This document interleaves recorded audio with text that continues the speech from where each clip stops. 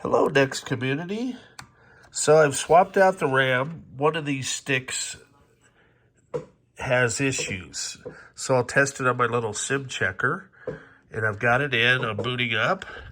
So with any luck, we'll have 128 megs come up here in just a second, which is the maximum a Turbo Cube board can handle.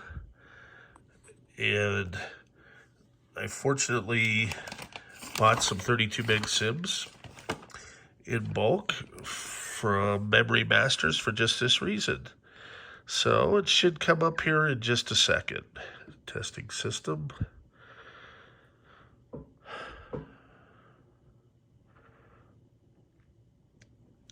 we're just waiting. There we go. 128 meg. System test passed. That's great.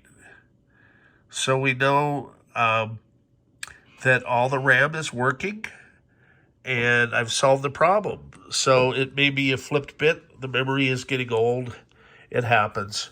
But at least, I didn't get all the way to the customer in New Zealand and then them finding out why is my computer only 64 meg and trying to troubleshoot it from here in the States.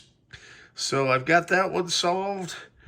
And piece by piece, I'm completing this project that I've wanted to for many months. As many of you know, I was in the hospital for several months, and I'm still recovering, doing better day by day. And on top of everything else, I have a torn rotator cuff, so I'm dealing with that. I suffer from an ailment called aging, in other words. Okay, so here we go. Root, and we're going to log in, make sure everything comes up, and then next will be, I'm going to update his PAL dimension board, so it has the max RAM as well, so I special ordered in some RAM for that for him.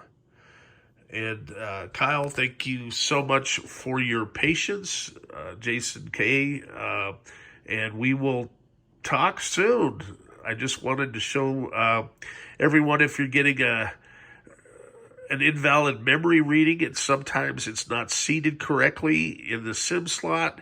In this case, it was a bad memory stick.